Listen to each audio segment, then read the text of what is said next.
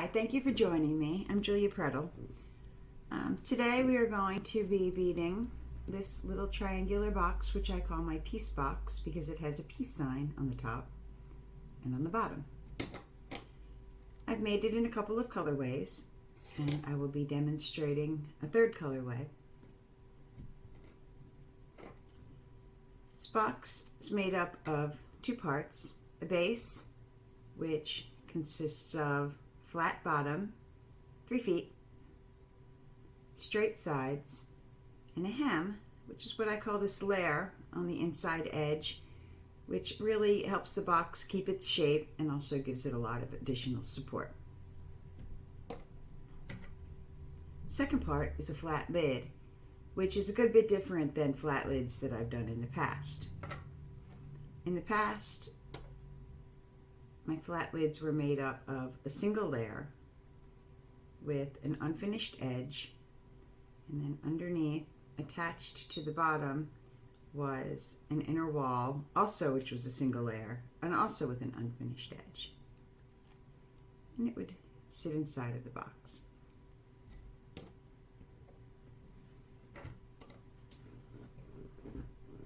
My new flat lid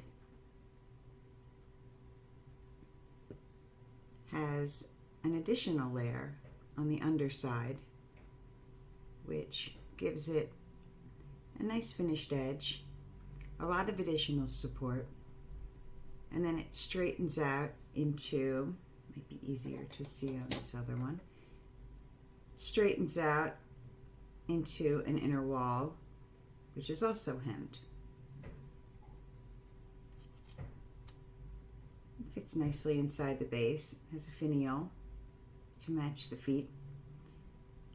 You can see that it just has a more professional edge than my older boxes. So, as we work today, we're going to discuss a few other things, such as how to follow a graph and a word map, which will help you in following the design portion of the box. We're also going to talk about tension, which is really crucial with these boxes because, as you can see, there's no additional support inside. It's all just beads and thread. So let's get started. Okay, the first thing that we're going to bead is this triangle, which is going to be the bottom of the box. So please turn to page 7 to get to your graph and word map. Notice that I am using a different colorway, which is fine because all of the word maps are the same. This is my A, B, C, and D. I am going to attempt to give you two different angles, face forward and an overhead, to help you better see what's happening. I'm going to make my best attempt to keep everything focused and in frame, but no promises. So, okay, let's begin. If you look at row 1 on your word map of the bottom of the box, the base, it says D1 times 3. This simply means color D 3 times. So I'm going to pick up 3 beads in color D, which in my case is this eggshell color.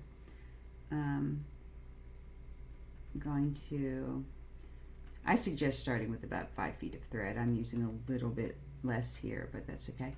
I'm going to pick up 3 beads in color D,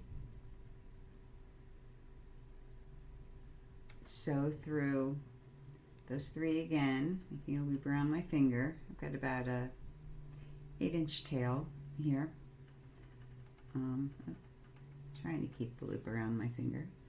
And then I will sew through the first bead one more time.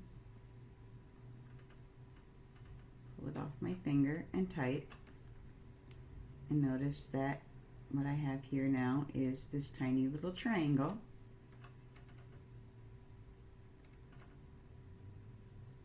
So this might not make much sense just yet, but these 3 beads will ultimately be what we will call side beads, and the spaces between the beads is what we will call corner spaces. Corner spaces is where all the increasing is going to happen. In other words, where for a triangle box, increases always will mean 2 beads at the same time instead of 1, so that's an increase. So let's go to row 2, which reads D2 together times 3. So follow along and you'll see what I mean by that. So D2 together, I'm going to pick up 2 D beads together, and I'm going to sew through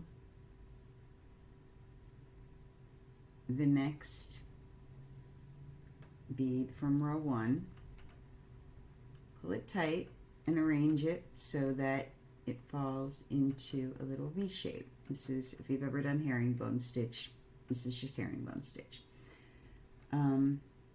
Now, because it says to do this 3 times, that was my first one. Second time, same thing, D2 together, and I'll sew through my next bead. Same thing, try to arrange them out into a little V, and then one more time.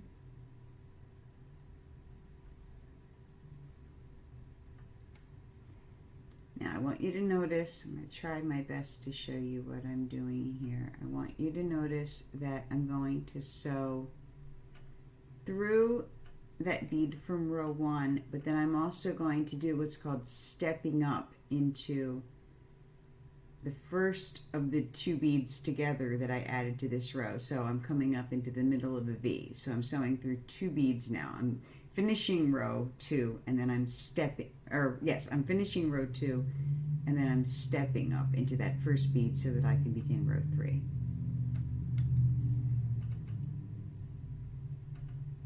And your result should look like that. Now, I want you to notice something.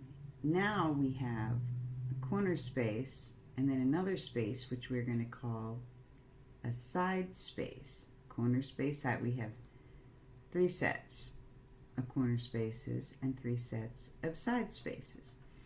So let's see what that means. So looking at our word map, row 3 says D2 together. Now anything in bold is going to be what happens in the corner spaces. And as I said, that's always where the increases take place, in the corner spaces. So I will mention that in a triangle, you are always going to finish at a corner. That's not going to be the case with other shapes, but with the triangle, you will always finish in the corner. So that makes things easy. So we're going to pick up D2 together, go through the next bead, so that fills a corner space. That was an increase. You increase every row with triangle. Again, that's different with different shapes, but with the triangle you're going to make the same increase every row. Now we're hitting this side space. The side space wants C1. So this is my C color. I'm going to pick up C1, and now I'm going to sew through the first of that next V so that I come up in the center of that V, and I fill that side space. And the side space always gets a single bead. It never gets more than 1 bead, and you'll see more of that as we go. So we're going to continue. Remember, we have times 3, so D2 together for our corner space, C1,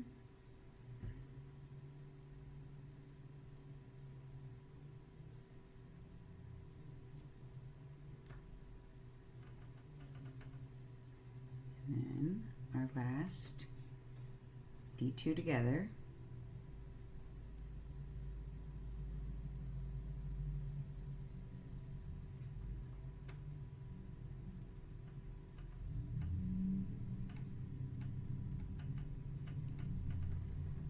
And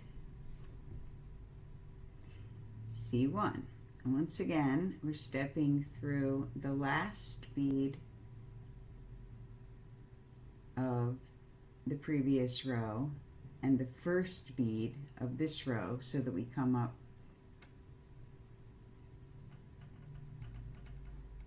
into the center of one of these corner spaces again. So once again, now let's look at what we've got. We've got 3 corner spaces, 1, 2, 3, but each side now has 1, focus, 1, 2 side spaces. That's what the increase has done. It's given us an extra side space.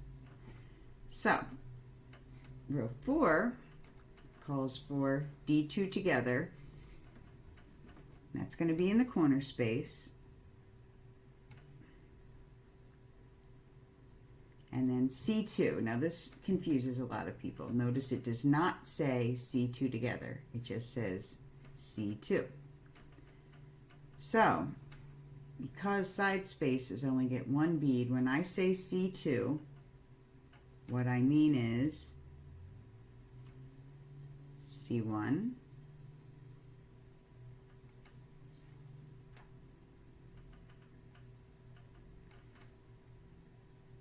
C2. I could have just as easily written C1, C1, but as we go through more and more rows, that gets a little bit awkward to list them separately. So by C2, I simply mean that there are 2 individual C beads on this row. So because it's times 3, let's do our second side, D2 together,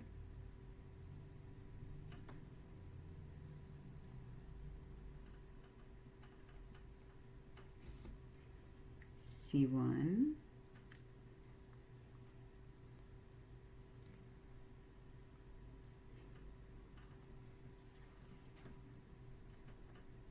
C2. Notice that I'm using my tail thread as a little handle.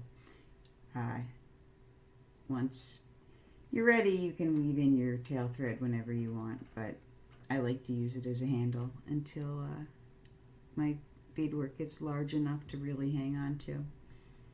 And then my final corner, D2 together.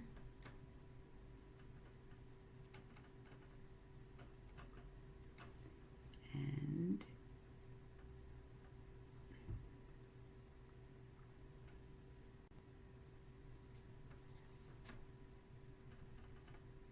C1 and C2. And we come up through the last bead of the previous row, there, and then the first bead, oops, here, I'll do it in 2 separate steps so you can see. The last bead of the previous row, and then step up into the first bead of this row. Okay, and notice that now we have 1, 2, 3 side spaces per side. Okay, now I'm going to hit pause for a few minutes and work a few rows so that I can hit a point where the pattern changes, and we'll discuss that a little bit further. So I'll see you in just a moment. Okay, I'm back. I have worked through row 6, so you can see that I have 2 in the corner space and 1, 2, 3, 4 C beads per side.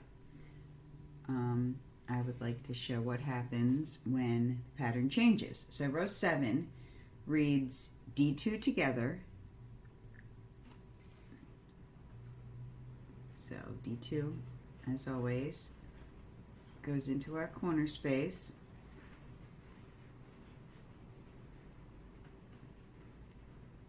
And then we have B1, C3, B1. So B1, I will grab 1 color B. And now C3, remember that does not mean C3 together. It means 3 individual C beads. 1,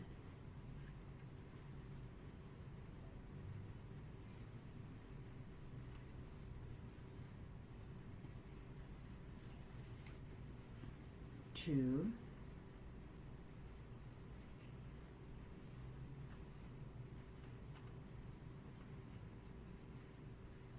3,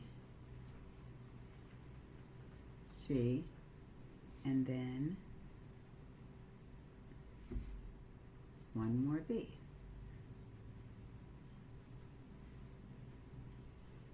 And then,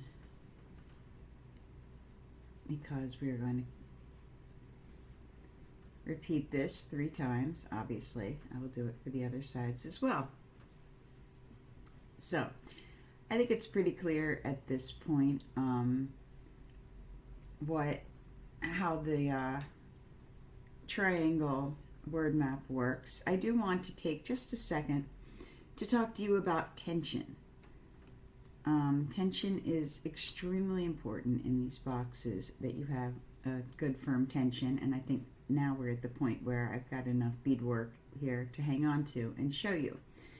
When I am working and am trying to keep good tight tension, a lot of the time my students will say, oh, I'm pulling really hard, but it's not tight. The key is not to pull hard, because if you pull hard, the second you let go, everything just loosens back up again. The key is consistent tension. Let me show you what I mean by that. Okay, so as I'm working, one thing I'm going to do, you see I've just wrapped my my tail around my fingers a few times. That's one thing that helps to keep that tension. Now, I'm not pulling hard, but I am pulling. I'm making sure that this blue B bead is staying in place. And so now I need to use my other hand here. So what I'm going to do is, with this hand, I'm going to grab this thread so everything stays in place. I'll pick up my 2 D beads. And then once again, as I let go with this hand, I'm going to increase the tension with this hand. Go through the next. Now, because I need to use this hand again, I'm going to pinch with these fingers. So now I'm holding it with this. And I'm just moving back and forth, just making sure that one of my hands is always maintaining that tension. And like I said, it's not a matter of pulling tight. It's just a matter of making sure that you don't let things loosen up on you. And not only am I holding the thread, I should mention I'm also keeping those beads in place. Like right now I'm going to clamp my finger. I'm not just clamping my finger over the thread, I'm also clamping it over the most recent beads. Another thing that I'm doing is, I'll show you. Okay, I'm going to hang on to that bead. I pull, I'm giving this a little tug to make sure that that guy stays in place. And now I'll pull this next one. Basically, every bead gets pulled into place twice. Once when it's first placed, and then once before you place the next bead. So yeah, it sounds tedious initially, but it really just becomes a habit, and it's great. Oops. Okay, just made a knot.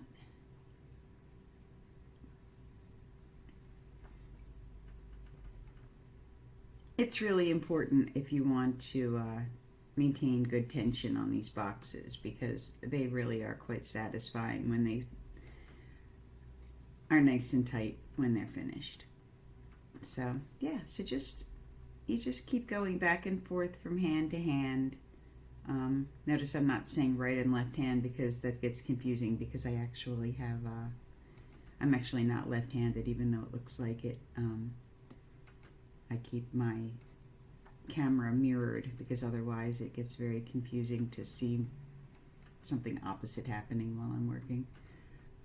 So I'm trying not to use the terms right and left hand, because I'm going to be giving you the backwards information.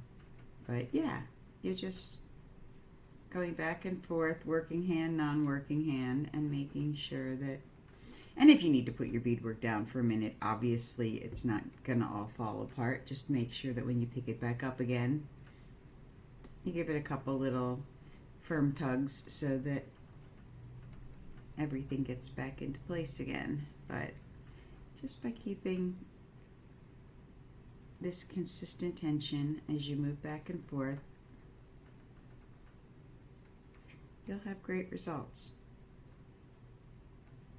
So let me finish up this last row, and then I'm going to pause and take us nearly to the end of the bottom triangle. And there we go. Row 7 is complete. Has nice tension. We've stepped up and we're ready for row 8. Okay, I'm going to pause and I will be right back. I'm back, and I've worked all the way up almost through the end of row 16. So I'm almost finished the bottom of the base. I do want to show you one thing before I finish. Notice that, because this is the final row, rather than 2 beads in the corner, there's 1 bead in each corner. That's how we finish the triangle. So let me do these last few beads. Remember that because I let go, I want to give it a little extra tug. Make sure that our tension doesn't go away. And I'm just going to, row 16 was entirely D beads, so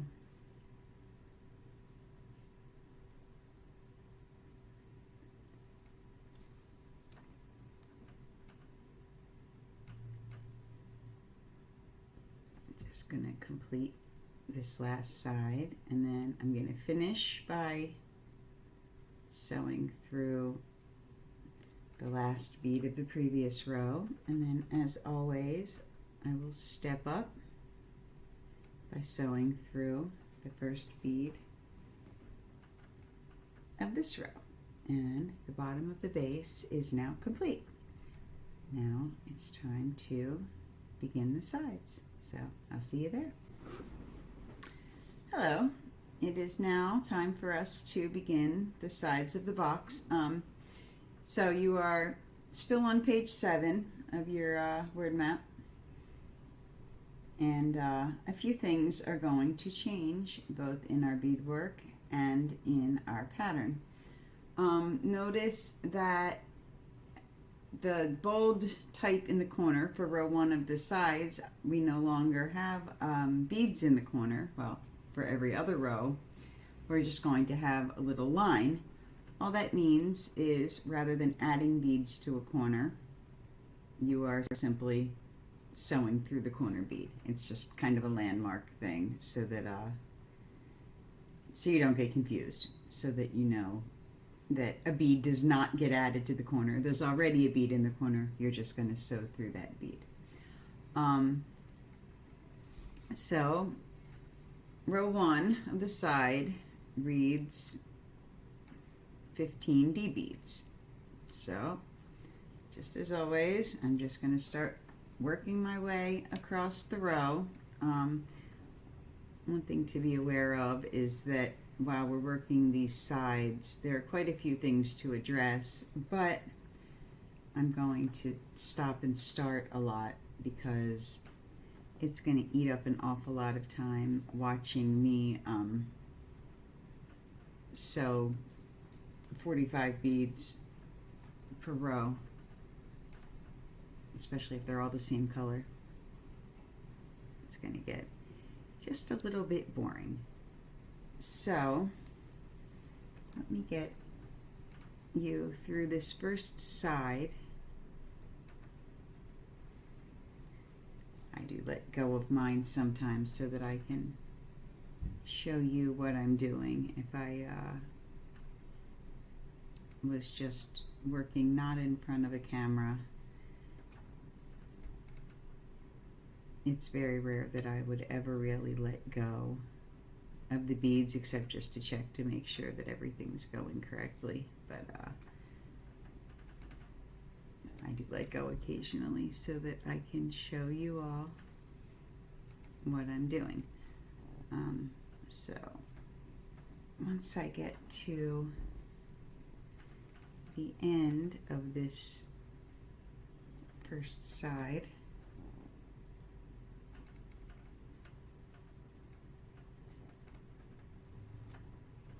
and this is just your D15 individually, 1, 2, 3, 4, 5, 6, and so on. And then once you get to, this is 12,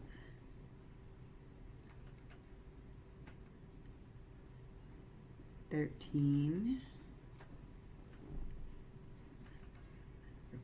14, and then with number 15, you're just going to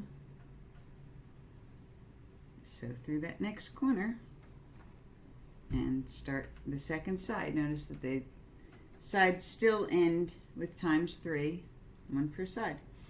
Okay, so I'm going to work my way all the way around almost to the step up, and I will be right back.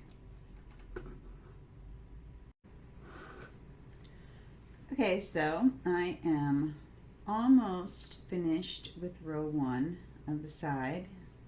Doesn't really look like sides yet because they're still pretty horizontal, but you'll see what happens next. Let me number D14 and D15. So I will finish by sewing through the corner bead, and then I'm going to step up through the first bead of the row. Now, I want you to notice something. So row 2 is D1 in the corner, D14 on the sides. But because we no longer have increases, we are no longer going to end in a corner on every row. This is probably the most confusing thing for people. Sometimes people will weave through so that they're always starting in the corner, which is a way to go. I don't advise that. I feel like it's too easy to break a bead and make a mistake and not be able to pull things out because you've sewn through your thread, etc. So I don't teach it that way. I will show you how I teach it. So, okay, you've already passed your corner space, so there's no going back to that just yet. So what we're going to do is just push on and do your D14. And I know it's tedious to watch me place 14 beads, but I need to show you what happens at the next corner. So I do 1, 2. Basically what you're going to do is you'll do your side, and then next one will be regular corner side, third one will be regular corner side, and then when you get to the end of that, you'll still need to place that last corner that would have been at the beginning if you weren't already past it. Now the reason this is important to know is because that with each step up, and I will show you how this works, with each step up, you're going to move forward by one additional bead. So not only won't you be starting in corners really anymore, maybe once in a while by coincidence, you really won't be starting in corners anymore. You're going to be getting farther and farther from the corner with each row. So you're going to need to count your way over to where you're going to start, and then finish up that side on the back end to finish the row. And I'm explaining that now just to kill time, but I will show you in a couple of rows once we're not using entirely the same color of beads. I will show you how that works. So this is 12,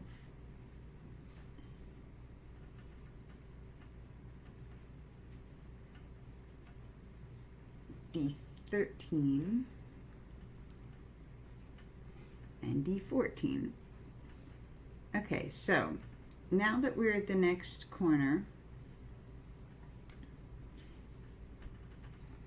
you will notice that this looks like way too much space for one bead. That's yet another question I get. How am I going to fit one bead into that space? Well, because we're at the sides now, we really want to start encouraging.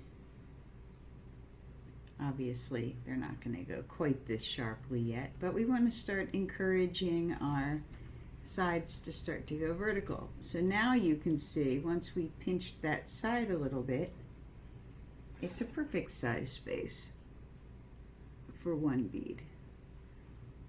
So I'll pick up the D bead and sew through that next, and that just sits right on top of the previous corner bead, and they're just going to stack all the way up. As you can see, those corner beads will just stack one on, they sort of fall to the side sometimes, but they'll just stack right on top of one another. There you go. So I'm just going to keep working my way around, and once I get almost to the end of the row, I will come back. So I'll see you then.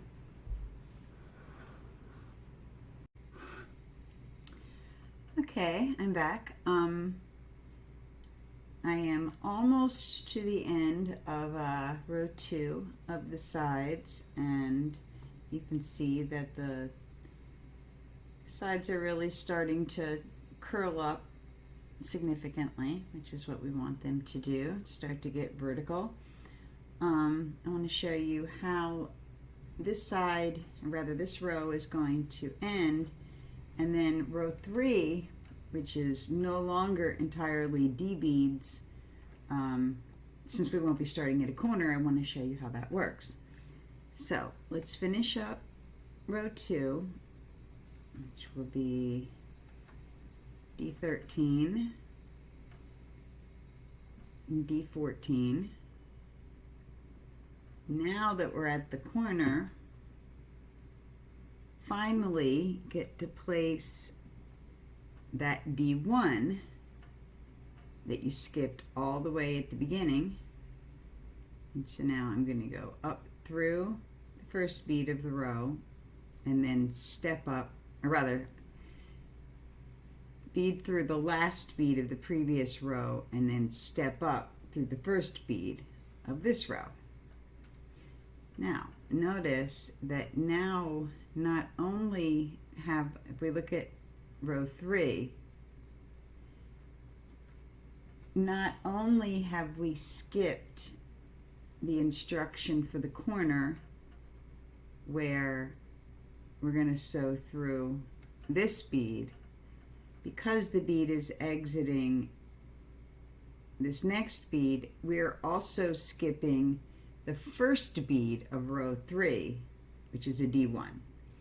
So we're going to skip D1 and start with A1.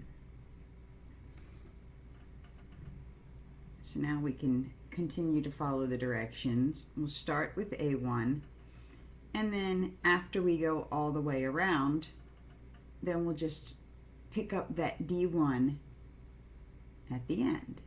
So in each row, it's going to work you further and further across, and you just have to count your way across. It becomes more and more natural, and you can always look at the graph if you need a little bit of extra help. Remember, the graph is read from the bottom up. That's on the instructions because we're working from the bottom up. So yeah, you can always consult that if you get lost, but let me do a side so you can see how this works.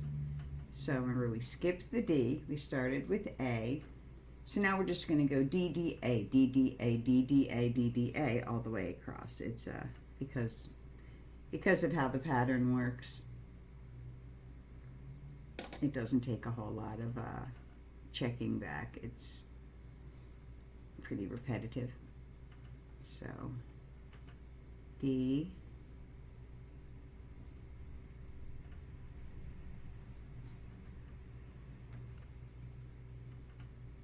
D, A, which is also, that repetitiveness is also going to do a lot to help you know what you're going to need when you come back around that back end, because it's just going to be more of that DDA repetition. And remember, you're still keeping your tension, and you're still encouraging these sides to curl up and go vertical.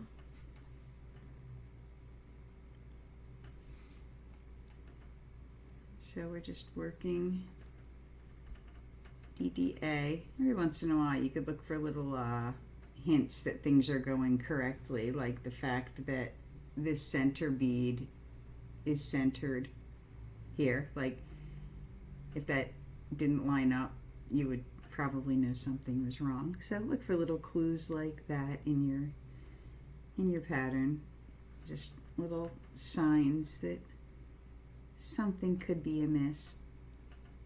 But as long as you pay attention, it's really not a very complicated pattern. So we're just going to work DDA.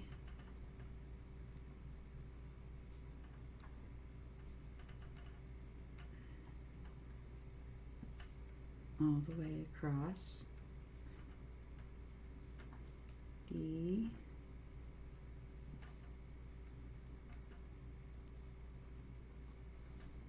D,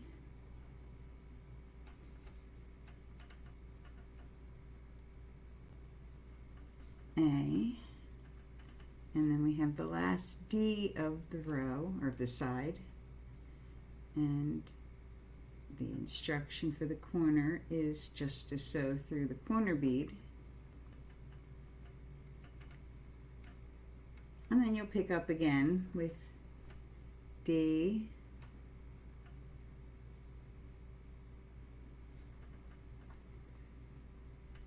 and then A, and just work your way all the way around. And I'm going to pause for a minute, and I will be back when this row is almost complete. See you in a minute. Okay, I am now almost finished row 3. So let me finish up by placing the last D bead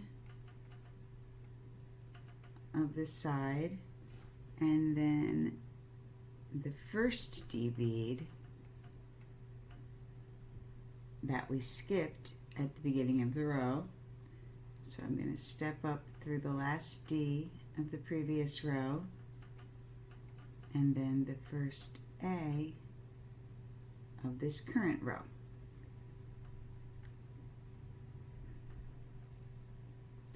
So now it is time to begin row 4. So let's see where we begin. So we've skipped the corner, we're past one corner, and we're past one bead. So we're starting on the second bead. So row 4 starts with the D1 in the corner. We've skipped that, we've missed that, I should say, and then A2. We've missed the first A, so we're going to start on the second A.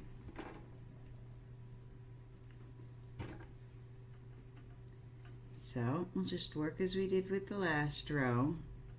We'll pick up the second A, and then from there on the sequence is going to go D-A-A, D-A-A, D-A-A. So that's easy to remember. So we'll just go D,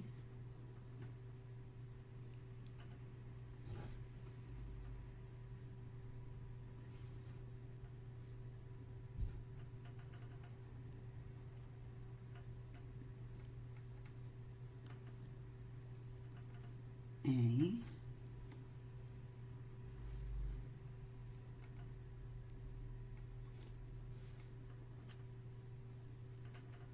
A. Now one thing regarding tension I should mention now that I'm on the side. Notice that I'm trapping my thread a little bit differently now. So now when I put in that D, look, I'm going to trap it down here and then just let it slip out from under my finger.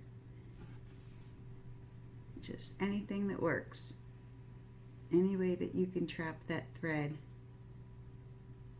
to keep a nice constant tension.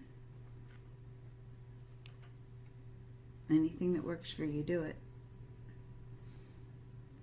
so that things don't get floppy. Okay, so you don't need to see me work all the way around. As before, I'm just going to go D-A-A, D-A-A all the way around. And when I get to that corner, it's going to be a D, and then an A, and then that will finish my row, and I'll step up.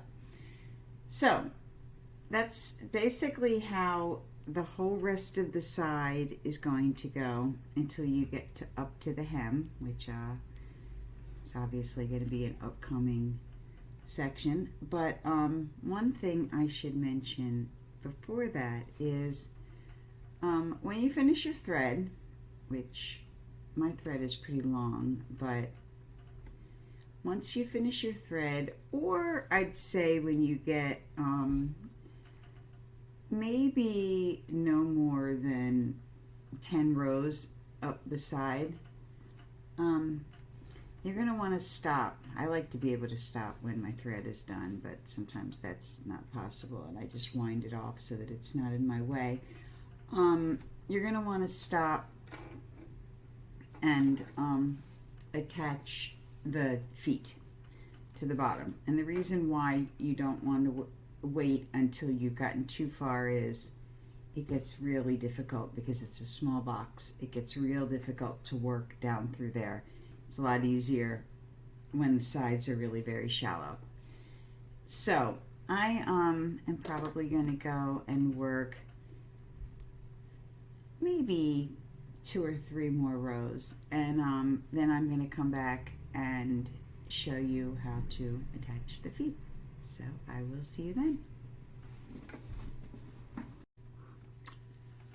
I'm back. I have finished through row 8 and woven in my thread. So as you can see that the sides are definitely established at this point, but they are definitely shallow enough that I can still access the inside of the box.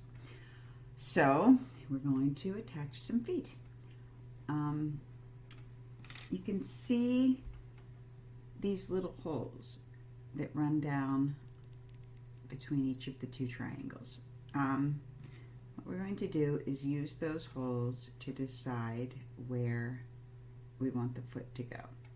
So do you see how I'm centering one of the holes in the middle of the rondelle? I'm going to move the rondelle and count 1, 2, 3, 4, 5 holes. So the 5th hole down is where I want my thread to go.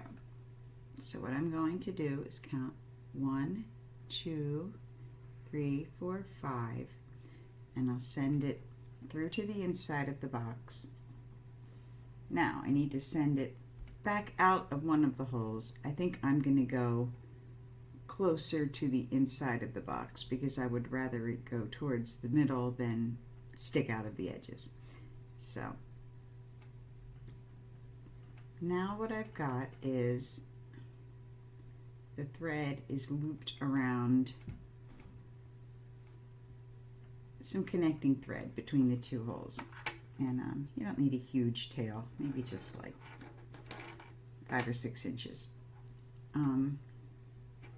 What I'm going to do is tie a knot. It can be a double knot or a single knot. I think I'll tie a double knot just to make sure that it's secure. Tie a knot so that my thread stays put.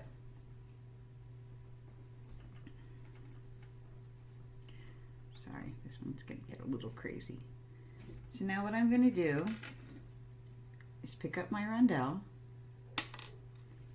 and pick up a foot bead. This one's kind of big. I went with kind of big foot beads. You don't have to go quite this big. I think this is probably 14 millimeter maybe. It's pretty large, but that's okay. I don't mind a big one for this.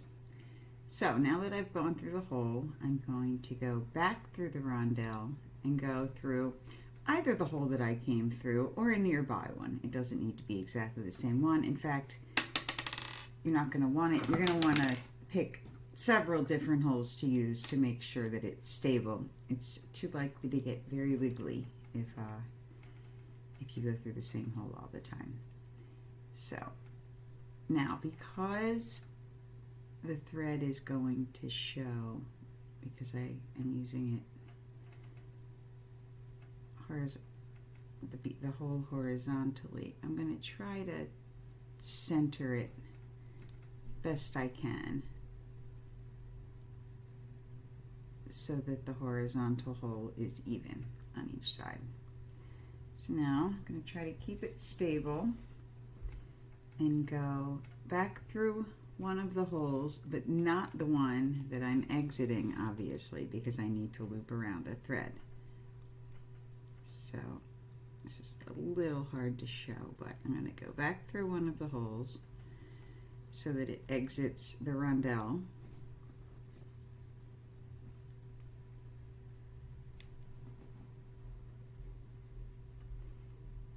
Back through the bead.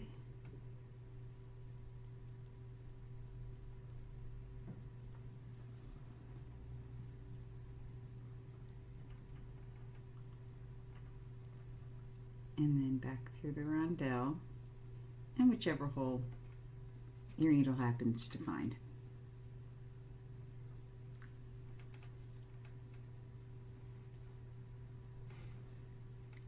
So now I'm just going to repeat this. You may see a little thread stitch in there. That's okay. I like to vary the holes as best I can because I do find that it keeps it more stable. So if you go through a different hole, and it's going to get a little harder as the bead stabilizes. It's going to be a little harder to come through that path between the rondelle and the bead, but stable is what we're going for. So just keep going as many times as you can. And I really will just keep going until I can't anymore, because the more stable the bead is, the happier I am. So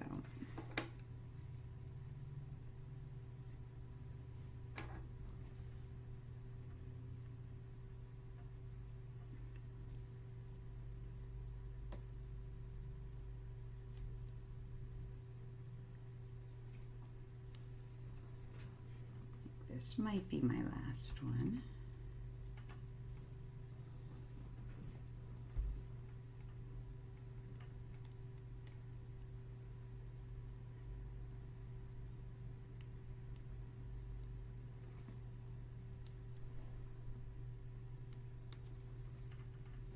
So that feels pretty good.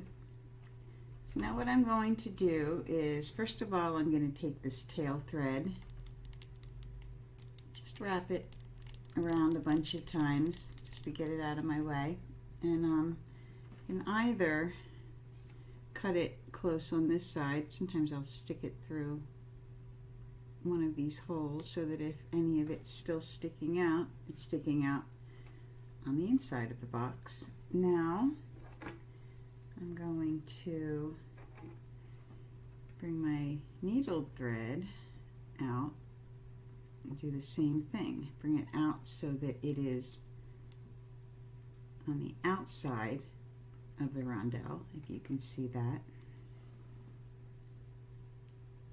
Now I'm going to do the same thing and wrap it a bunch of times so it's trapped between the rondelle and the box.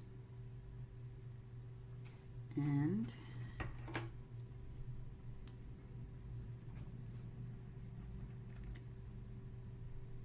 send it back inside.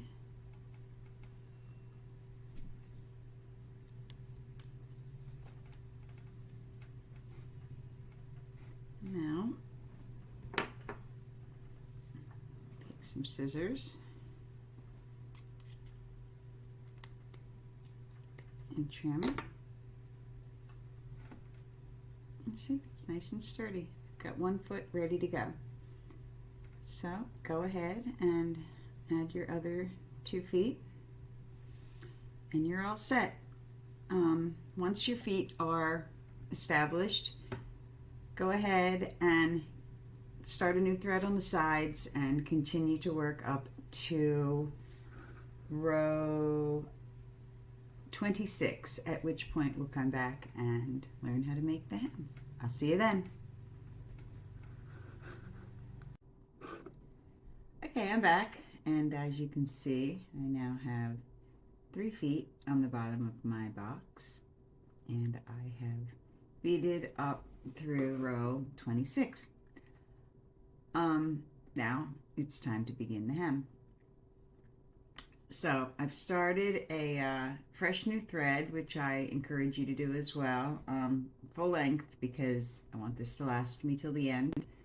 Not imperative, but I have begun at 1, 2, 3, 4, 5, 6 beads from the corner. And again, you don't have to do that, but it's a great idea, and I will explain why if you want to use one of my little hem tricks once we get towards the end. Now, if you have done one of my hems before, or one of my boxes before, you will know that my hems are ever changing. I'm always coming up with new versions, and yeah, I've come up with yet another slight variation on my hem, so pay attention. Okay, so the hem is actually, the first hem row rather, is actually done 2 rows simultaneously. The inside hem row, the hem row 1, and the next row, the next side row, which in this case is row 27. Now, if you look at your pattern, you will see that both of those rows have pattern to them, have a design to them, but neither of those are difficult to follow. At this point, you probably know what your next row looks like without even checking the pattern, but consult it if you need to. The hem row, you are literally is a square stitch row, which I'll show you if you've never done square stitch, and you are literally just using the exact same color below the bead that you're stitching. Excuse me. So you're going to start with the first hem stitch, which you can see I'm coming out of a D bead. So I'm going to pick up a D bead, and I'm going to square stitch by sewing back through that D bead in the same direction that the thread was exiting. So I will have this little square stitch bead, and I'm going to tuck it down so that it sits inside of the box where my hem is going to go.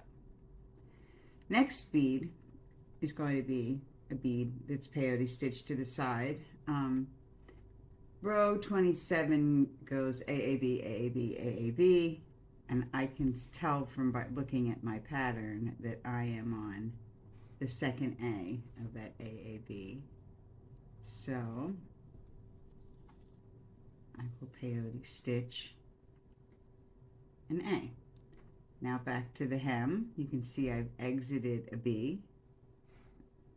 So I'm going to pick up a B and square stitch through. Make sure that it's all straightened out and is sitting inside of the box. And now back to the outside of the box with a B bead.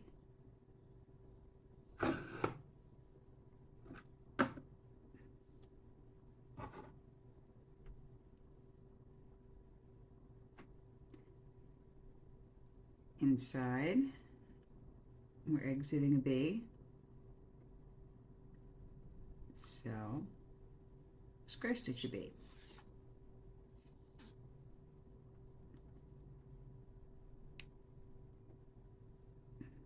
Outside, an A.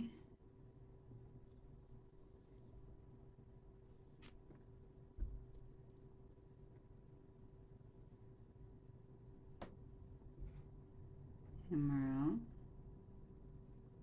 D. Hem row is BBD, by the way, but like I said, all you really have to do is look at the bead that you're square stitching onto. A on the outside.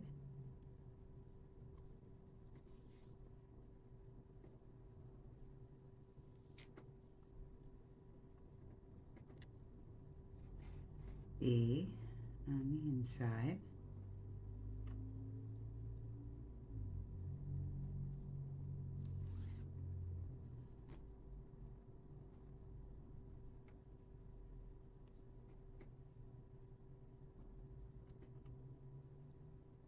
Okay, so we are now approaching the corner.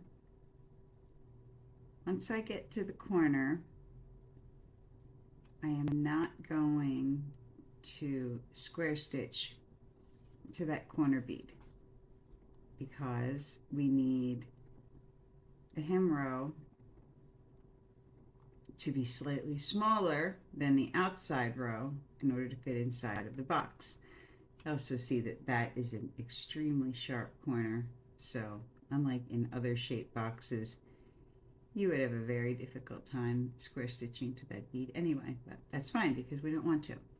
So what I'm going to do is peyote stitch final bead of row 27, or the side of row 27, which is a D, no, which is an A.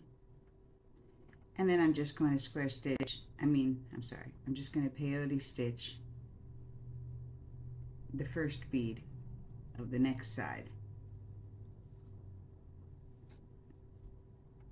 So if you look at the pattern, you'll see 0 decrease. That is technically a decrease row because we did not add to that corner. So I consider that a decrease row.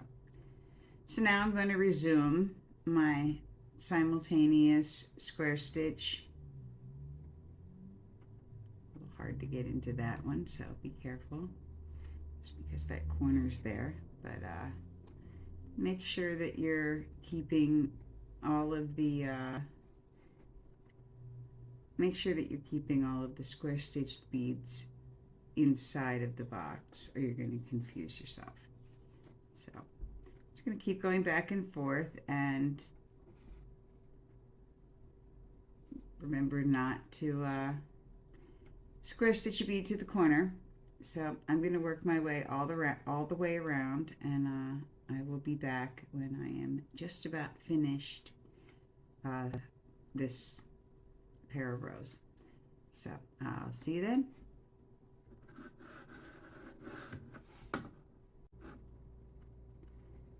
Okay, I'm back. I am almost finished my hem row and almost finished row 27. You see, I have one bead left for my hem row.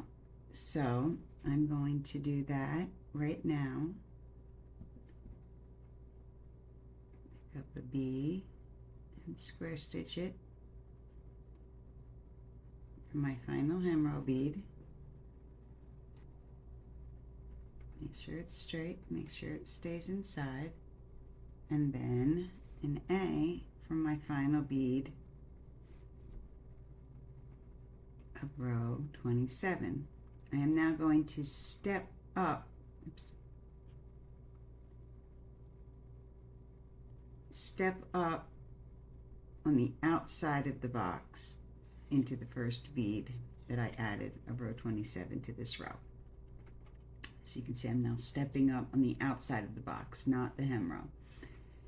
So the next thing that I need to do is complete the hem, because there's 3 more rows left. But before I do that, I want to do one thing, which is bead what I call a lock-in row.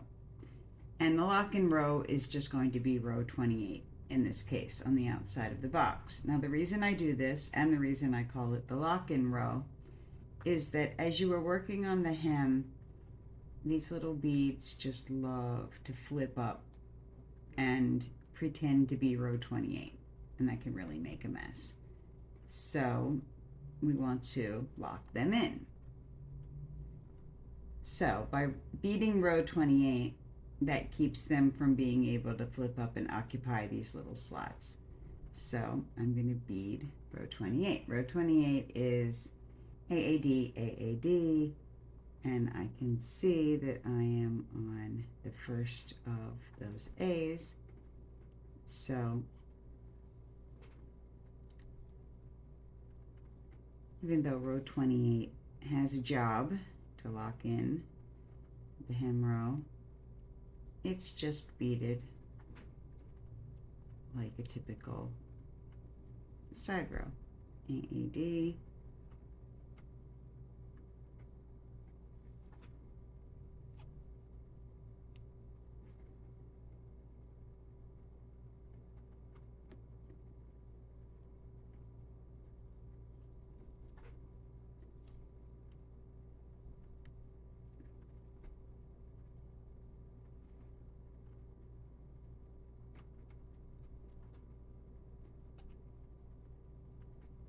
and a B in the corner. Then we're just going to round the corner and just bead this row as a typical row.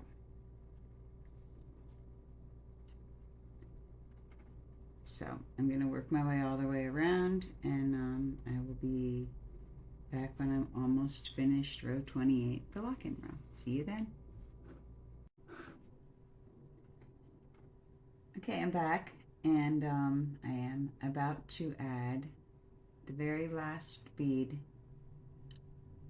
of lock-in row 28.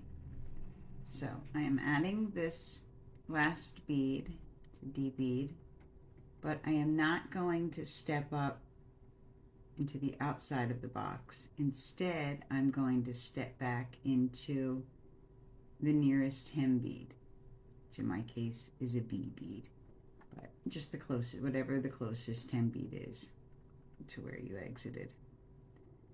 So now I'm just going to bead 3 rows inside of the box.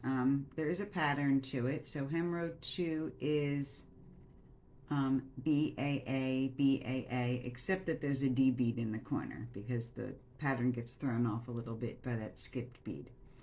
So I'm going to do BAA. I can tell here that I'm on a B. So it's a little bit tricky to get this row in. You sort of need to carefully pull your needle up out of the inside of the box with each stitch. So I do B,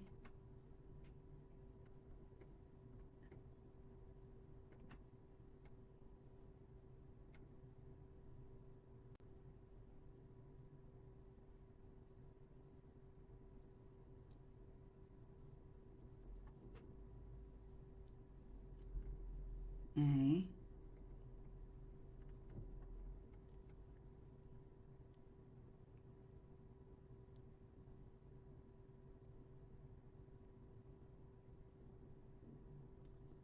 and A, and then end it on a B,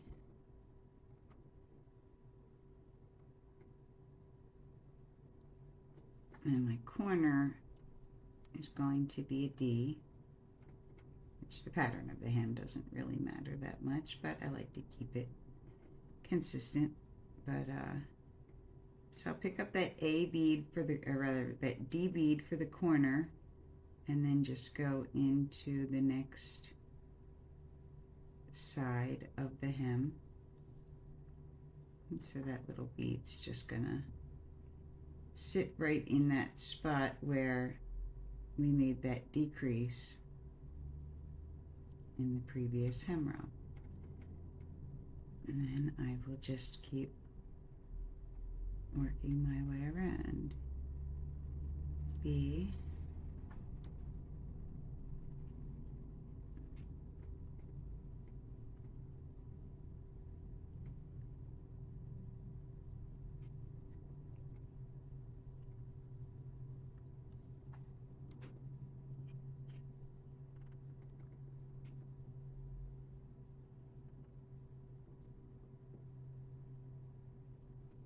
okay, so I'm not going to make you watch me sew the entire hem, but just know that this is row 2 of the hem, and I'm going to finish row 2 and then finish rows 3 and 4 of the hem. They're inside of the box, but other than that, they're just typical peyote stitch rows. So I will be back when I am almost finished with hem row 4. So I will see you then.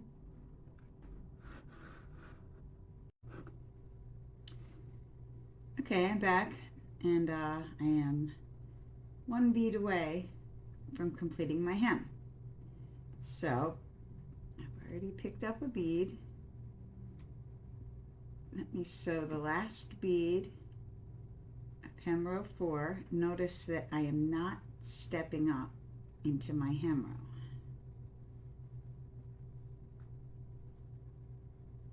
Once this bead is in place, I'm going to step back down to row 28 at the outside of the box, just to the closest bead of row 28.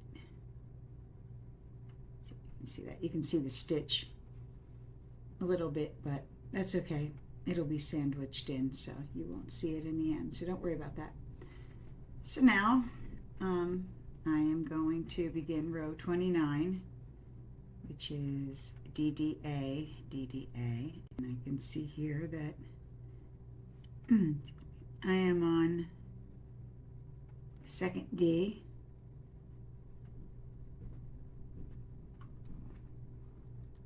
and make sure that they do not get caught around the feet, which likes to happen a lot.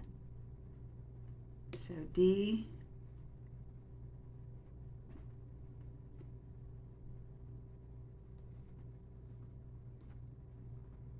and A,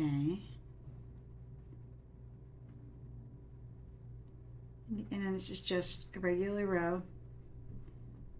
So around the corner and finish up row 29, and I'll be right back. See you then. Hi, I'm back. This is going to be another quick segment. You can see that I have completed row 29 and stepped up to bead row 30, the final row of our base. So row 30 is entirely color D, and you will notice that the corner is a decrease. So let me put in these couple of beads. When I reach the corner, I am not going to skip straight into the next bead for a decrease. Instead, I'm going to sew through the corner bead below where I would be adding a corner bead. And then back up into the next row 29 bead.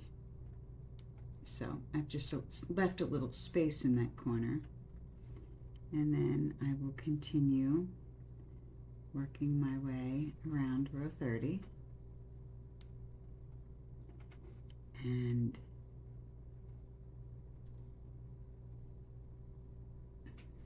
skipping every corner, just leaving a little space. And once I am finished row 30, it will be time to zip things up and finish the base. So let me get to the end of row 30 and I will be back to zip up the box. So I'll see you then. Okay, I am back for the zip. You can see I am finished row 30, skipped all of my corners. If you look closely, you can see, let's see if we can see this, that we have a zipper set up. Every hem bead alternates with every bead from row 30, the exception of the corner, which leaves a big space. So I'm going to start zipping. I am almost at the corner, so I will show you what happens. So right now I am exiting a row 30 bead. I'm going to sew through the next bead from hem row 4.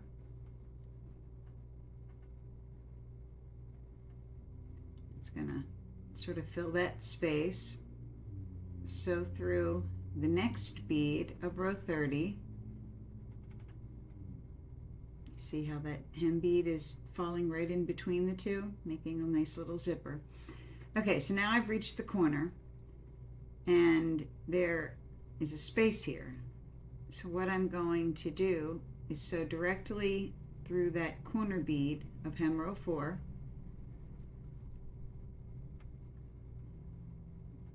And then I will sew through the next bead on the other side of the skip of row 30. And give it a little squeeze there in the corner to sharpen that corner up. And then I will keep going back and forth from hem row 4 to row 30 to hem row 4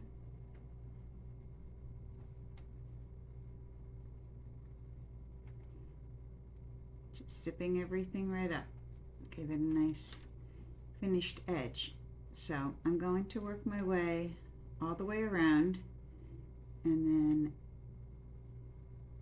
when I am almost finished, I will come back to you and show you that little trick that I promised to show you. So I'll see you then. Okay, here I am, all zipped up. Doesn't that look great? So now all that's left to do for the base is to weave in this thread, and that is where my little trick comes in. So remember back when we began the hem, I told you to start about 6 beads from the corner.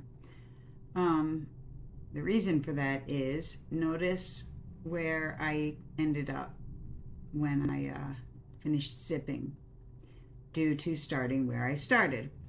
If I was finishing somewhere in the middle, I'm a very, very tight beater, and obviously we've got double layers here. I need to weave in my thread, and I've got virtually nowhere to go. With these straight beads and double layers and tight tension, it's very hard to weave things in. But by ending at the corner, watch what I can do.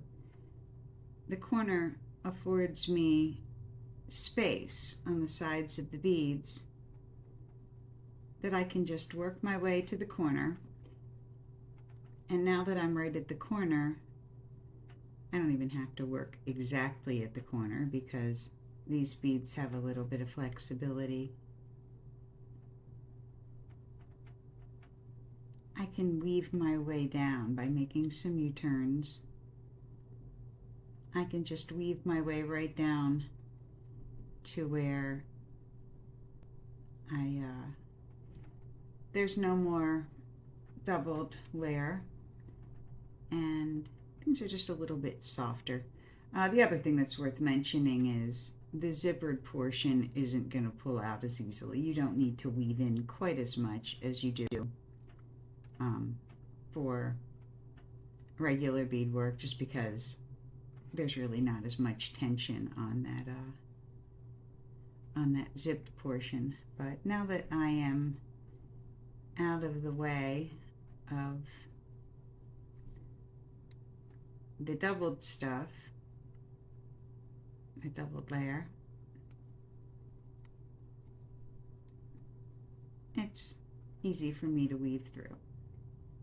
So I think I'm going to finish it up there because all those U-turns really did give me enough friction. So I'm going to sew into the inside of my box and grab my scissors over here and snip off my thread, and voila, the base is complete. So all I have now to do is the lid. So I'll be right back for that in a moment. I will see you then. Okay, I'm back, and it is time to make a lid. If you look at lid from my previous box, you will see that the top is identical to the bottom of the box. But then we're going to make a turn underneath and just make a series of decreases that are exactly the opposite of the increases that we made on the top. So the good news is this is almost entirely repetition. You can see that I have completed the top of the lid, which is identical to the bottom of the box. And so that's rows 1 through 16, which you will see on page 8. Once we get to page 9 of the instructions, the first row is the same as the first row of the sides, just color D all the way around. Once we get to row 2 is when we're going to start our decreases. Now, let me mention something. Like with the increases, the decreases will always start and end in a corner, but that's not a good thing right now. We don't want that. It is very easy when making these decreases to lose your step up, and then you're just spiraling, and then you're not going to be able to finish your lid properly. So I actually began a new thread, so I began it right in the middle, but Just if you don't want to start a new thread, if you're not ready to start a new thread, just move it, just weave it through a few stitches so that you're starting somewhere around the center. And then I'm gonna get going on row 2 of the underside. The other good news is that everything is color D from here on out. You are finished with every other color, so you're really just doing technique at this point. There's no design portion left to the pattern.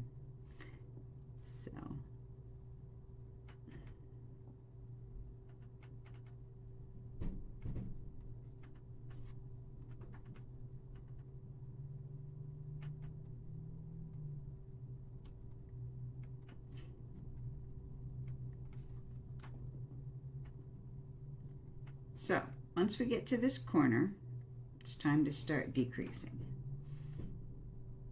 If you recall when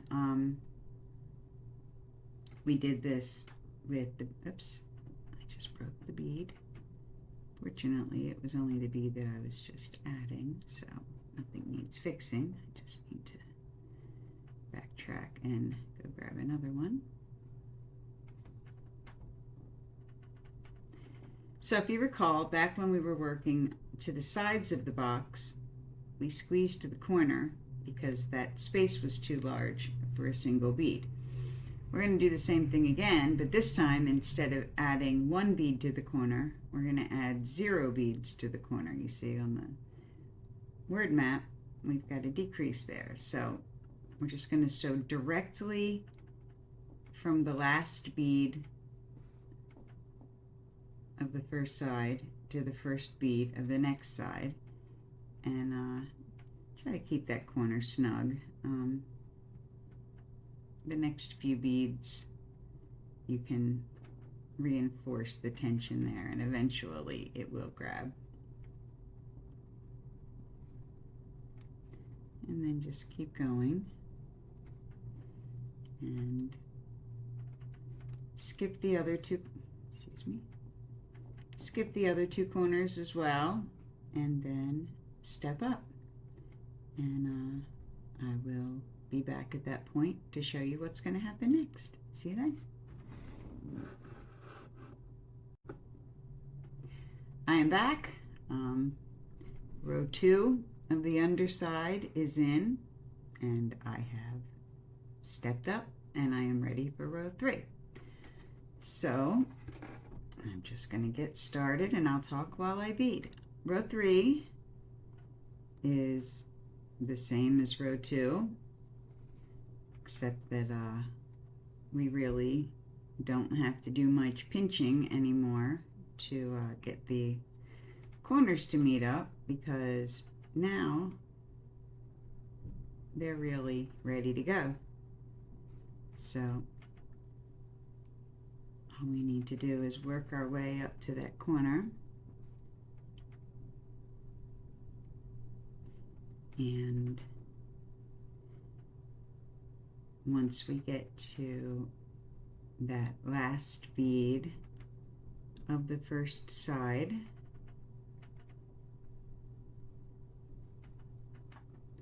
do the same thing that we did last time, and so you can see how easy it would be, if this is where your step up is, to miss your step up and think that this was just another decrease.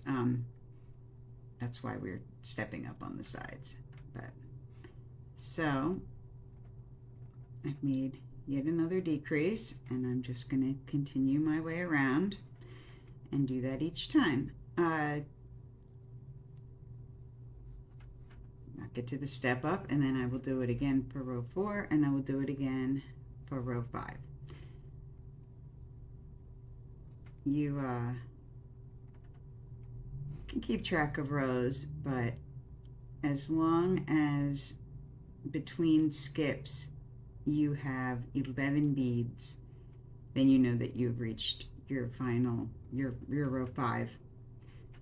Row 5 will have a skip and 11 beads, and then the next skip and that is your final decrease row.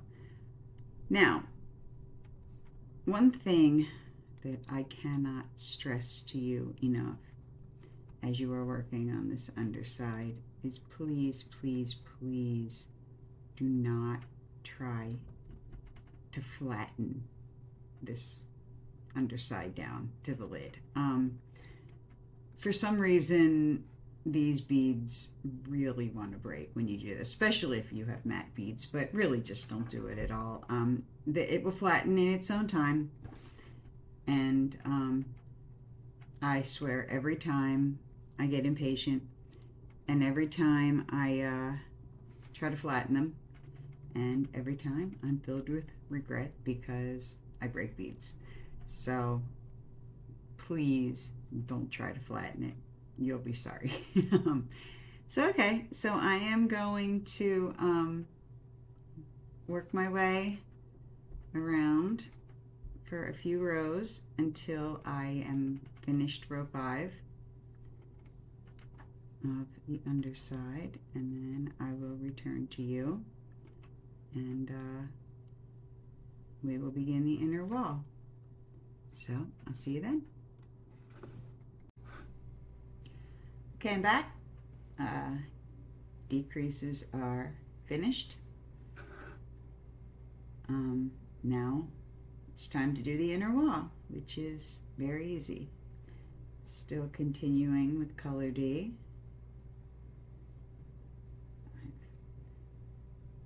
I've got 11 beads on here between the decreases, which means that this row is going to be 10 along each side because I have 10 spaces, and then 1 in the corner, which once again we are going to have a corner. So when I exit that last bead of the side, rather than skipping again, I will pick up a bead around the corner to the next side, and we now have this little corner bead sticking up. So as we go around, this next row is going to start to sit up a little bit, which is good because it is time to get vertical again. So I'm just going to work my way around, and once I've got all 3 corners in, we're just back to regular tubular peyote stitch. And so the inner wall on my box is a total of 5 rows. No, I'm sorry. 6, 7, 8, 9, 10, 11, 12. That's 7 rows. 7 rows. You can technically make it longer if you'd like. I'm going to do 3 rows total. This is 1. 3 rows total. And then start my hem, which takes up 4 rows. As long as you have the beads, you can make your inner wall longer if you'd like. But I find that 7 work nicely for me. I am not going to show doing the hem because you already know how to do a hem. So, but I will mention that if you are fairly new to hems and you think that having a hem the same color as the outside part of the inner column is going to confuse you, just go right ahead and pick a different contrasting color for the hem. It's inside of the box anyway, it won't be seen. Frankly, neither will the inner wall, but the hem definitely won't be seen. So if you think that that's going to be confusing, or if you just think it would look nice with a contrasting hem, then you go right ahead and do that. And once your hem is finished, or I should say once my hem is finished, I will come back here and demonstrate the finial and that'll be it. So I'll see you then. Okay, I'm back, and this is going to be the final segment of our class. I have finished the lid. You see, I talked up the contrasting hem so much that I decided to give one to this lid. So now all we have left to do is the finial, which is essentially the same as the feet, but it seems like a good place to end. So I'm going to show you a slight variation on the finial.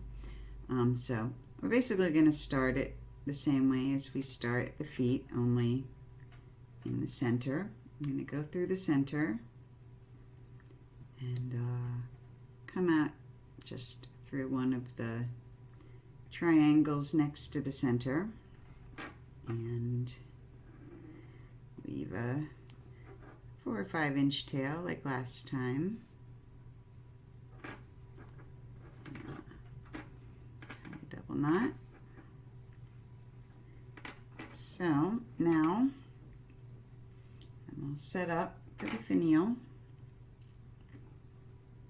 and I will pick up my rondelle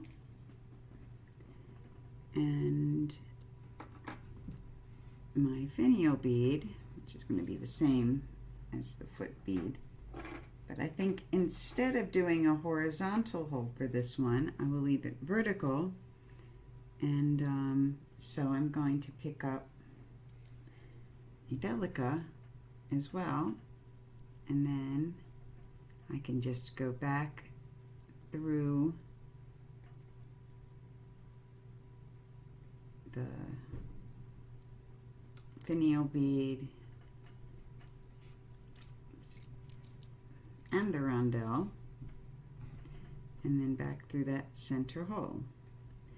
Now what I'm going to do to stabilize it is, it's going to be a little hard to see, maybe not. So this time I'll come up through a different hole. I'm just going to keep alternating which hole I use on the underside of the lid. In fact, sometimes I might not even go one bead hole over, I might go 2 holes over. It's because the further apart they are, it's like a little bit more stable, having the threads, rather than going straight up, having them tented out, splayed out a little bit. This might give it a little bit more stability. Picture like a tripod. The further apart the feet are, the more stable the tripod's going to be. So that idea. So like with the feet, it gets a little tight sometimes, and but I am just going to keep going round and round as many times as I can. See, that time I didn't come through the center hole, so I can go back up through the center hole if I want. Just as long as everything stays in place, it doesn't matter which holes you go through. Just keep everything centered and stable.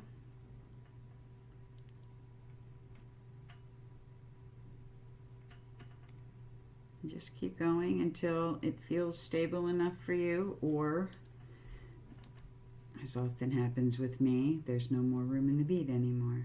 It's just too hard to push it through anymore. So I think I've got a couple more to go.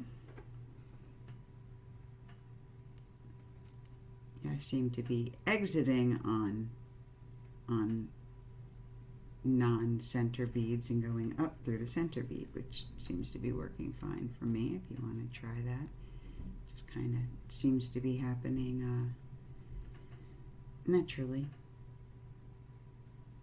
So I think this is my last one. I'm running out of room inside this bead. So okay, so I am going to now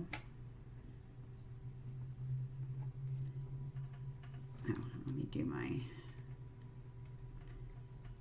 tail bead, spin it around a few times, trapping it between the rondelle and the top of the lid, and then I will, oops, this one might not work out, send it through a hole into the inside, and now I'm going to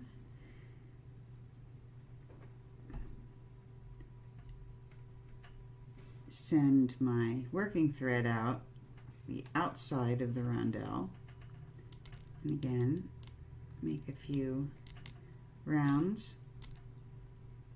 Also helps tighten things up, stabilize this further, having that extra thread inside like that.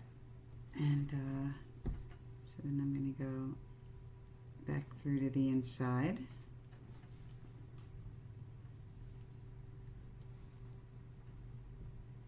And finally,